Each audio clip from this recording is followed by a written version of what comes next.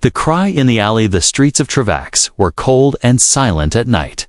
Metal signs flickered with broken lights, and the smell of oil filled the air.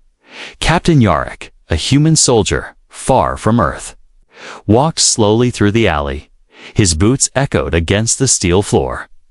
He was tired, his face covered in dust, and his eyes heavy with old pain. Yarrick had no mission now. The war was over, and peace had become a joke. He did odd jobs for food, slept in dirty rooms, and tried to forget the past, but Travs didn't. Let anyone forget, the planet was cruel to the weekend, worse to strangers. As he turned the corner near a junk shop, he heard something. A soft sound, almost like a whisper. Then it came again, a little louder, trembling and broken. Please. Human, help us. Yarrick froze. He looked around, but saw no one then. From behind a pile of old crates, a small figure stepped forward. It was a an alien child, skin pale blue, eyes wide and glowing in the dark. She looked no older than 7. Her hands were shaking, and her voice was full of fear. They locked our mother in a cage, she said, her voice cracking. Please. Come with me, Yarrick hesitated. It could be a trap. Travax had many gangs who used children to fool people, but something in her eyes, real tears, real pain, made him step forward. Where is she? He asked. The child turned and ran. Without thinking, Yarrick followed. They ran through narrow alleys, past burning barrels and broken robots. The child never looked back. Finally, they reached an old building, hidden behind fallen steel walls. Inside, it was dark and cold. A small group of alien children sat in a corner, their faces sad and silent. Some held broken toys. Others hugged each other for warmth. She is our oldest sister, said the first girl. She's a healer. She helps everyone. But the guards took her away because she refused to heal the warlord's men. Yarrick listened closely. The story was simple, but it burned with truth. Their mother, a respected healer, was taken to a private fortress by the planet's cruel warlord. She was locked in a cage for disobedience. Now, they plan to sell her to the black market. She will disappear, the girl said, her voice full of fear. We need help, but no one cares. Yarrick sat down on an old crate. He looked at the children, lost, afraid, and alone. He remembered a time, long ago, when he saw the same fear in the eyes of war refugees. He had failed. To save them, he had promised himself it would never happen again. Why me? He asked quietly. The girl looked up. Because you're the only human who stopped to listen, she said. No one else even looked at us. Yarrick sighed and pulled out his small handheld scanner. He opened a map of the city and located the fortress. It was on the edge of the slums, guarded and watched by drones. Getting in wouldn't be easy, but it was possible. He stood up. I can't promise anything, he said, but I'll try. The children looked at him with wide eyes. The youngest, a boy with glowing green marks on his arms, grabbed Yarrick's hand. Thank you, human, he whispered. Yarrick nodded once. He walked out of the building and looked at the dark sky. The moons of Travax hung low, bathing the ruins in silver light. He checked his weapon, half charged. He checked his armor, scratched but working. He checked his heart, still strong, still angry at injustice, as he walked toward the fortress. He spoke into his old comlink. Rhea, I need a favor, he said. A voice crackled in reply. Yarrick, you alive? What is it this time? I'm going to rescue someone, he said. A healer, locked in a cage. The voice went quiet, then replied, You're crazy. Yarrick smiled. Maybe, he said, but not heartless. He turned off the comm and disappeared into the shadows behind him. The small alien girl watched silently. She placed her hand on her heart and whispered, Please come back. Asterisk the cage in the fortress. The fortress stood like a giant beast at the edge of the slums. Its walls were black stone and metal, glowing slightly from the heat vents that ran through the surface. red lights blinked on the towers, and robotic guards flew across the sky in circles. Yarrick stood on a nearby rooftop, hidden behind an old ventilation unit. He had been watching the building for hours, studying every movement, every patrol, every weakness. He pulled up the digital map on his scanner. The blueprint was old, maybe 10 years outdated, but it was all he had. There was a maintenance shaft near the western wall, just behind a broken generator. It wasn't much, but it could be his way in. The wind blew hard, carrying the smell of smoke and rust. Yarrick pulled his hood low and moved quickly across the rooftops. He climbed down a pipe, stepped onto the dirt, and crept through the shadows. A pair of drones passed overhead. Scanning the ground with bright white lights, Yarrick rolled under a broken vehicle, holding his breath until the lights were gone. He reached the generator. Its outer shell cracked open, sparking weakly. He found the shaft behind it just big enough for him to crawl through. He slipped inside the metal walls.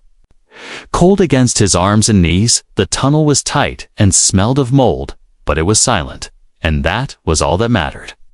After 5 long minutes of crawling, he reached the end. He pushed open a small hatch and entered a dark storage room. It was filled with crates, broken tools, and dust.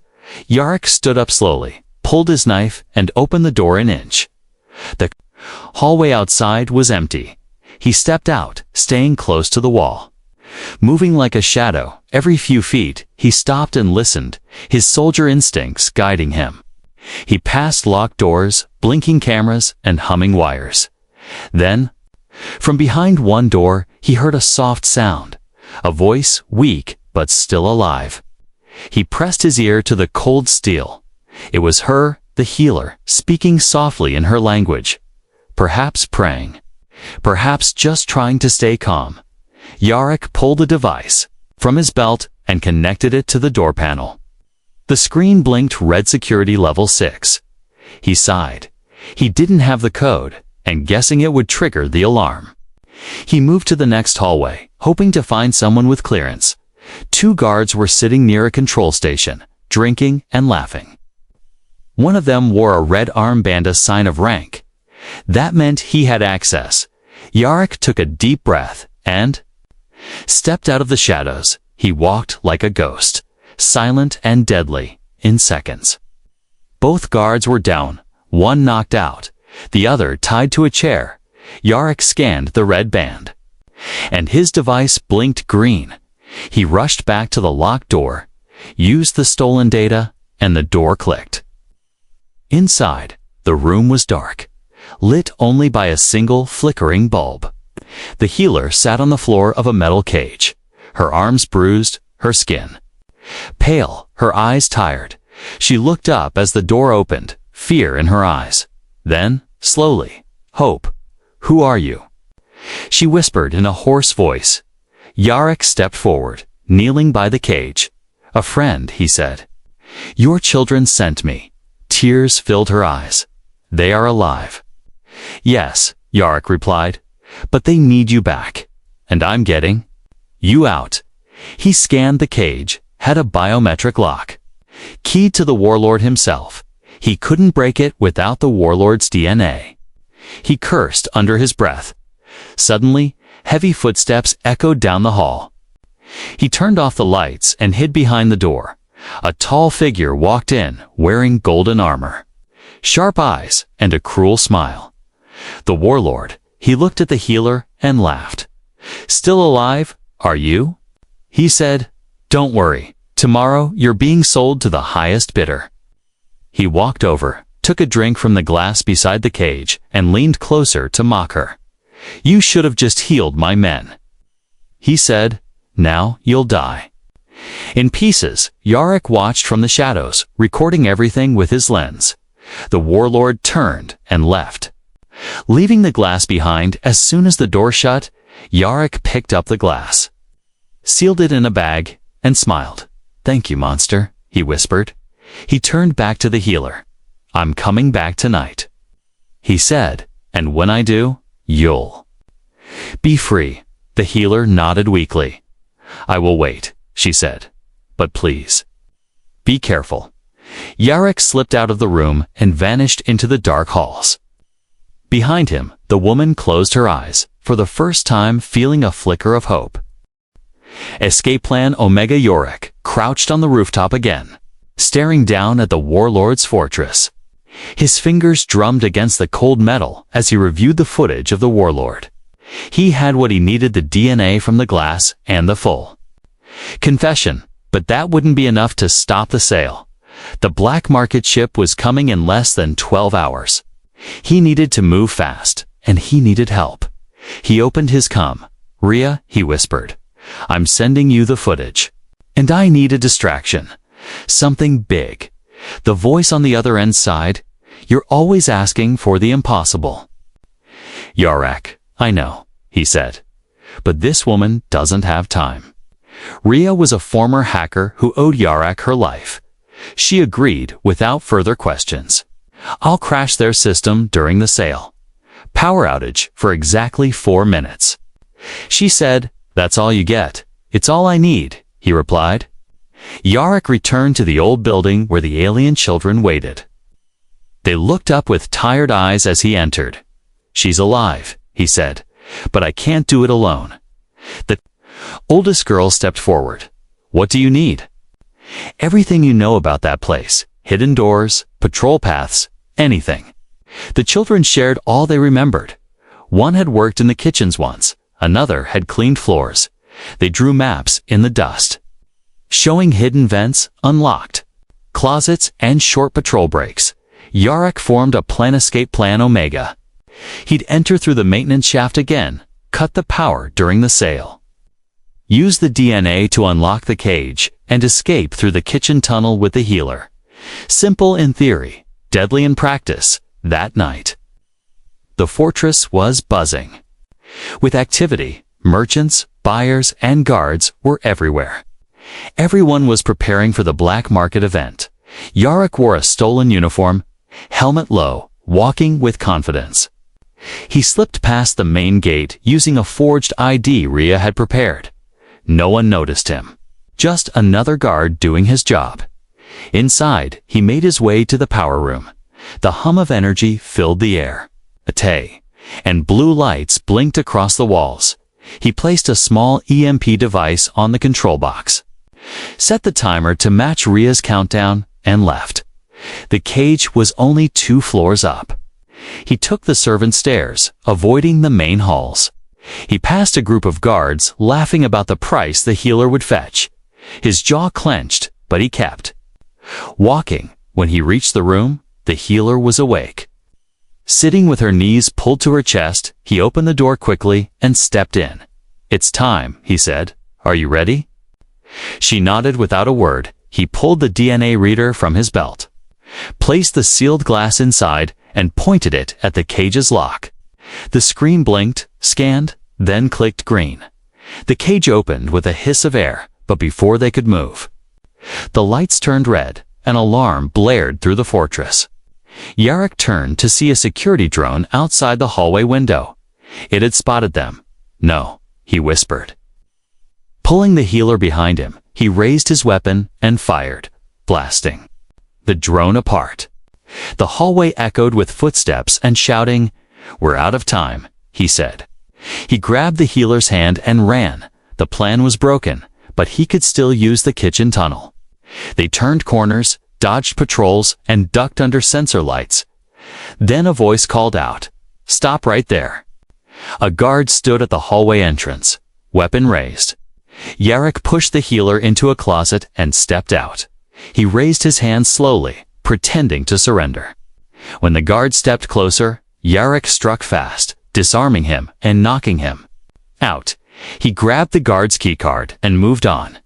Just then, a small figure ran around the corner. It was the youngest alien child, the one with green glowing marks. "What are you doing here?" Yarek asked. "I came to help," the boy said. "The others are waiting near the tunnel." "Hurry together." They reached the kitchen. The staff had already fled due to the alarm. Yarek opened the tunnel hatch, sent the child in, then helped. The healer down just as he was about to follow. Another alarm rang louder, deeper. Ria's timer had run out. The power shut off across the fortress. And total darkness fell. Yarrick smiled. In 3 minutes. Backup power will come on, he said. Let's be gone before that. They moved through the narrow tunnel, hearing guards shouting behind them. The exit opened into the alley behind. The fortress, the children were waiting there with an old hover cart. Yarrick helped the healer onto the cart. We're not safe yet, he said. Let's move. But as the cart began to move, a shadow stepped out of the corner. The warlord himself, surrounded by 2 armored guards, stood in their path. Yarrick stepped forward, weapon raised. The warlord smirked. You really think you can steal from me and walk away? The healer gasped. The children cried out in fear. Yarrick narrowed his eyes. No, he said. I don't plan to walk. He tightened his grip on the weapon. I plan to fight. The warlord's Game Yarrick stared at the warlord without blinking. The air between them felt like it could explode at any second. The children huddled behind the healer, and the hover cart stopped moving. The 2 armored guards raised their rifles, ready to shoot. You're brave, human. The warlord said, his voice smooth like poison. But bravery without power is just foolishness. Yarrick didn't move. You've hurt enough innocent lives. He said, this ends now. The warlord laughed. You think you can stop me with that weak little weapon? He stepped forward slowly, his golden armor glowing under the moonlight. This planet belongs to me, he said, and so do its people. Yarrick lowered his weapon slightly, then suddenly fired. But the warlord's energy shield flared blue. Blocking the shot? Ah, the warlord said. Now you've made me angry. He snapped his fingers. And the 2 guards opened fire. Yarrick grabbed the healer and pushed her behind a crate. He rolled into cover, returned fire, and hit 1 guard in the leg. The second guard fired again, blasting the edge of the cart, sending sparks flying. The healer looked at Yarrick with panic. We can't stay here, she said. We won't. He replied, but I need anything that can drop that shield. The small alien child with glowing marks pulled something from his bag. A strange device made of wires and crystals. My mother made this, he said, she said. It breaks energy walls. Yarrick took it without a second thought. He waited for the warlord to step closer, then tossed the device like a grenade. It landed at the warlord's feet and exploded in a flash of green light. The shield around him flickered, then collapsed with a hiss. The warlord roared in rage. Yarrick jumped from behind the crate and tackled him. They rolled onto the ground, fists flying, armor clashing against armor. The warlord punched Yarrick hard, making him fall back. You can't win, the warlord shouted. You're just a broken soldier. Yarrick wiped the blood from his lip and smiled. Maybe, he said, but I'm still standing. Ah. They clashed again, this time harder. Yarrick used his speed to dodge and strike, while the warlord relied on strength. It was fire against steel, and neither wanted to give up. Meanwhile, the children helped the healer toward safety. The oldest girl shouted, We must go now, but the healer refused. My place is beside him, she said. Turning back, she reached out her hand and whispered ancient words. A soft light covered Yarrick's body. His wounds healed. His strength returned.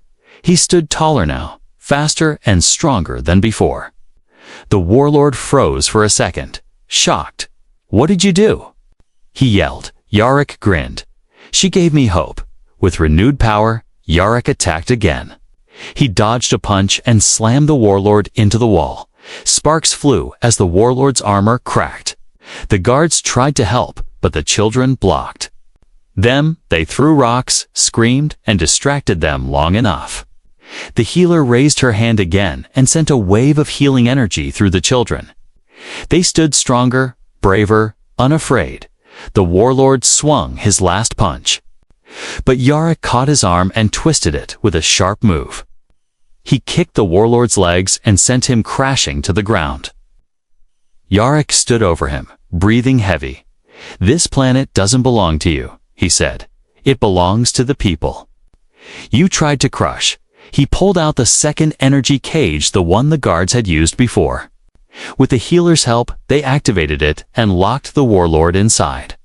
He screamed and banged the walls, but it was useless. Sirens echoed in the distance. The intergalactic justice ship finally arrived. Rhea had shared the footage Yarok sent. And it reached the right hands. A team of officers in silver suits landed. They scanned the area, saw the warlord in the cage, and saluted Jarek. "You did well, human," their leader said. "You brought justice to this place." The healer stepped forward. "He did more than that," she said. "He gave us hope." The children surrounded Yarok, hugging him. He looked down at them and smiled. "For the first time in a long while, I didn't do it alone," he said. "You all fought too." The officers arrested the warlord and his remaining guards. They took statements from the healer and scanned the area for evidence. But everyone knew the truth. The warlord had ruled with fear, and that fear was broken as the sun rose over Travax. The people came out of hiding. They looked at the fallen fortress and the children standing tall. Whispers turned into cheers. Hope was reborn. Yarok stood with the healer and the children. His body was bruised, but his heart felt light. The battle was over, but the journey had just begun. Fire in the fortress. The warlord was gone. Locked in a steel cage, his empire shattered. But the fortress still stood, a dark symbol of fear and pain inside its walls. Secrets still burned. Old files, stolen tech, and trapped prisoners waiting. For freedom, Yarok knew their mission wasn't over. "Something's not right," Yarok said. "Looking at the fortress one more time, we freed the healer, stopped the warlord. But what about the others?" The healer nodded slowly. "They kept others, like me, in the lower floors." She said, "I heard screams at night, metal doors opening, machines humming." Yarok looked at the intergalactic justice officers. They were preparing to leave. Loading the warlord and his guards into secure shuttles. He walked up to the officer in charge. "I need 10 more minutes," he said. "There's something still inside." The officer frowned. "This facility is marked for lockdown. Then lock it after I'm done," Yarok replied. "I'll take full responsibility." The officer stared at him for a moment, then gave a slow nod. 10 minutes, not one more. Yarok turned to the children. "You stay here," he said. "I need someone fast and brave to come with me." The youngest boy stepped forward. "The one with glowing green marks." "I'll come," he said. Yarok smiled and handed him a flashlight. "Let's go." They re-entered the fortress through the main gate, stepping over broken cables and scattered weapons. The halls were quiet now. The lights dimmed, the alarms silenced. Yarok moved carefully. Scanning the walls with his sensor device, they reached the old elevator shaft. But it was powered down. "We'll have to climb," Yarok said. He opened the emergency ladder and helped the boy down first. 1 floor, 2 floors, then 3. Finally, they reached the lowest level, a place untouched by the chaos above. The doors were sealed tight, but Yarok planted a microcharge and stepped back. The explosion was small, but powerful. The door fell open with a hiss of smoke. Inside, the air was thick and hot. Rows of cages lined the walls, some empty, some still occupied. Aliens of all kinds stared through the bars, weak, silent, and afraid. The boy's eyes widened. "They were hiding this," he said. Yarok clenched his fists. They were trading. Them, experimenting, maybe worse. He rushed to the control panel and began unlocking the cages one by one. The prisoners stepped out slowly, confused but grateful. A tall creature with silver skin placed its hand on Yarok's shoulder. "Thank you, human," it whispered. "You broke our chains." Just then, The sensor on Yarek's wrist beeped. The heat levels were rising. He turned and saw smoke coming from a vent in the ceiling. Fire, he muttered. Someone had triggered. The auto-burn system, the fortress, was preparing to destroy all evidence. He looked at the boy. We have to get everyone out. Now, the flames spread fast, feeding on old wires and chemicals. Yarek led the way. Helping weak prisoners walk, carrying the smallest on his back, smoke filled the halls. Alarms rang again. And the lights flickered red. The exit ladder was blocked by falling debris. They had to find another way. There's a trash chute on this floor, the boy said. I saw it on the map. It's risky, Yarek said. But it's all we've got. They ran to the chute, a long metal tunnel leading outside the walls. Yarek opened the hatch and looked down. It was steep, but clear. One at a time, he said. The prisoners began sliding down, coughing from the smoke. The fire chased them, crackling louder, spreading faster. Yarek helped the last prisoner in, then pushed the boy toward the chute. You go next. What about you? The boy asked. I'll be right behind, Yarek promised. The boy disappeared into the darkness. Yarek turned to the hall one last time. Flames danced on the ceiling, and parts of the walls were falling. He ran back to steps and grabbed a data core from the main terminal, evidence, names, records. Everything the warlord tried to hide, he stuffed it into his pack and dove into the chute. The metal tube was hot and slippery, twisting and turning through the foundation. Yarek slid fast, sparks flying around him. He crashed out the end, rolling into the dirt outside, coughing and gasping. The healer ran to him. You're alive, she said, holding his arm. The children helped the freed prisoners sit down. Giving them water and food, Yarek pulled the data core from his bag and handed it to the officer. Here's your real case, he said. This fortress was more than a cage. It was a factory of suffering. The officer's eyes widened. We'll take it from here, he said. You did more than your part. As fire rose behind them, the fortress finally crumbled. The black tower that once ruled through fear was now a pile of smoke and ash. Yarek sat down on a broken crate, covered in dust and sweat. The youngest child brought him a piece of fruit and said, You saved them. Yarek looked at the rising sun and whispered, Not alone, asterisk. A human's rage. The fortress was gone, turned to ash. The prisoners were free. The warlord arrested, and justice had been served, or so everyone thought. But Yarek felt uneasy. A storm still brewing deep in his chest.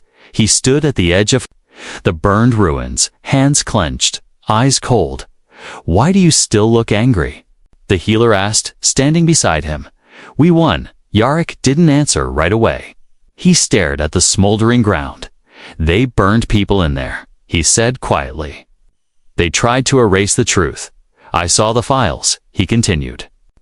The warlord had helped funders, smugglers, buyers from off-world colonies. The healer's expression darkened. It's bigger than we thought, she said. It always is, Yarek replied. They'll just rebuild somewhere else unless we stop them. He turned to the officer from the Intergalactic Justice Team. I need your ship, he said. I need to follow the signal from the data core. The officer frowned. This isn't a solo mission, human. You're not a soldier anymore. Yarek looked him dead in the eye. No, he said. I'm something worse. The officer sighed and stepped aside. Take it, he said, but don't expect backup. The healer stepped forward. I'm coming with you. Yarek shook his head. You've done enough. These are my people, she said, and this is my fight too. The smallest alien child ran to them, holding a metal badge. It was in the wreckage, he said. Yarek took it and scanned its coordinates, old smugglers' codes, and a hidden location on a distant moon. That's our next stop, he said, within an hour. Yarek and the healer boarded the small interceptor ship. The engines hummed as they lifted off, leaving behind the broken fortress and hopeful eyes of the children. They flew through clouds, stars, and silence, heading toward the unknown. The destination was a mining moon called Vask 7, a forgotten rock in deep space. No law, no lights, just hidden labs and dark deals as they landed near a secret facility carved into the cliffs. Yarrick checked his weapon. The healer placed her hand on his shoulder. "Don't let rage blind." "You," she said softly. "Rage is what keeps me moving," he replied. They entered through a cracked side entrance, avoiding the main gate. Inside, it was cold, dark, and buzzing with machines. Guards in black armor walked the halls. Unaware of the storm walking toward them, Yarrick moved fast and quiet. Disabling cameras and locking doors behind him, the healer followed, her energy ready to protect, in the center of the lab. They found what they feared: more prisoners, locked in tubes, unconscious and numbered. Experiments, traded lives, stolen futures. A voice echoed through the room. "So, the human returns." It was a tall figure in silver armor, face hidden behind a mask. "I'm not surprised," the voice said. "Warlords fall, but the machine keeps running." Yarrick raised his weapon. "Then I'll break the machine." The masked figure laughed. "You really think you can fight this alone?" Yarrick stepped forward, eyes burning. "I'm not alone." He opened a channel on his device. The healer chanted softly, sending a pulse through the ship's systems. Suddenly, all the screens lit up. The files, the cages, the faces of the prisoners, all broadcasted live across the galaxy. "You've just been exposed," Yarrick said. "Now everyone's watching." The masked man hissed and activated defense bots. Yarrick fired, rolling behind cover, taking down droids with quick, sharp shots. The healer raised a barrier around the sleeping prisoners, blocking stray blasts. The masked figure charged. Holding a blade made of plasma, Yarrick met him head-on, their weapons clashing in sparks. Each strike from the masked man was heavy. Powerful, trained, but Yarrick had something. Stronger, pure, unfiltered rage. He dodged a deadly swipe and slammed his fist into the mask, cracking it. "Who are you?" he growled. The man staggered back, blood on his lip. "No one you can stop," he replied, but he was wrong. Yarrick struck again and again, fueled by every scream he had heard, every cage he had seen. He grabbed the blade, turned it, and drove it through the control panel. Sparks exploded. Machines shut down, tubes opened, prisoners began to breathe again. "You're finished," Yarrick said, his voice cold. The masked figure fell to his knees. Defeated, alarms blared. Escape pods launched. Third members of the Dark Network were running. Yarrick let them go. Their names were now public, their faces exposed. There would be nowhere left for them to hide. He turned to the healer. "They're safe," he said. "But I'm not." She stepped forward, wiping blood from his cheek. "You did what no one else dared," she whispered. "You carried their pain, and now you've set them free." Yarrick dropped his weapon and stared at the broken lab. He didn't smile, but his eyes softened just a little. He didn't need medals, didn't want thanks. All he wanted was peace, just one day without cages, as the prisoners stood tall. Behind him, the healer touched his hand. "You're not just a soldier anymore," she said. "You're hope." Home is not always a place. The dark skies of Vask 7 began to clear as the sun slowly rose above the jagged mountains. The fire in the lab had faded. The captives were free, and the last of the war criminals were gone. Yarrick stood outside the ruined facility, looking at the horizon as soft orange light painted the cold rocks. He was quiet, holding his helmet under one arm, face marked with ash and old memories. The healer stood beside him, her long robes fluttering in the cold breeze. The freed prisoners sat in small groups, wrapped in blankets, whispering to one another. Some had not spoken in years, others cried softly in joy. They were free, but their homes were lost, their families scattered across the stars. Ria's voice came through the comm device. "Broadcast complete," she said. The footage reached over 30 systems. The council's demanding answers. Yarrick replied with a simple nod. "Good," he said. "Now they know what monsters look like." The healer placed her hand on his shoulder. "You kept your promise," she said gently. "You didn't stop at saving me. You saved all of them," Yarrick sighed, looking at the broken skyport in the distance. "Now what?" he asked. "Where do they go?" She smiled softly. "They follow the one who didn't run," she said. "They followed the human who stayed." Yarrick looked at her, confused. "I'm not a leader," he said. "I'm barely whole myself, but—" The healer stepped in front of him, her voice calm and steady. "You stood when others sat." She said, "You fought when others ran, and you listened when others ignored the cry of a child." The youngest alien child walked up to Yarrick, holding a small metal flower he made from lab scraps. "This is for you," he said. "You're our hero." Yarrick took it carefully, staring at the twisted but beautiful creation. He knelt down. To the child's eye level, "Keep it," he said, placing the flower back in the child's hands. "You're the reason I kept fighting." A transport ship arrived an hour later. Sent by the council to take the prisoners to safety, Yarrick watched as one by one they boarded. Some waved at him, others bowed, but all had the same look in their eyes, respect. The healer was last to board, but she stopped at the ramp. Looking back, "Are you coming?" she asked. Yarrick looked down at his hands, then up at the sky. "I don't think I can," he said. "I don't know how to stop." The healer walked back to him, her steps light, her voice firm. "Home isn't always a place," she said. "Sometimes it's a choice. You can choose to rest, to stay, to belong." Yarrick shook his head slowly. "I've been fighting so long, I don't know who I am without it."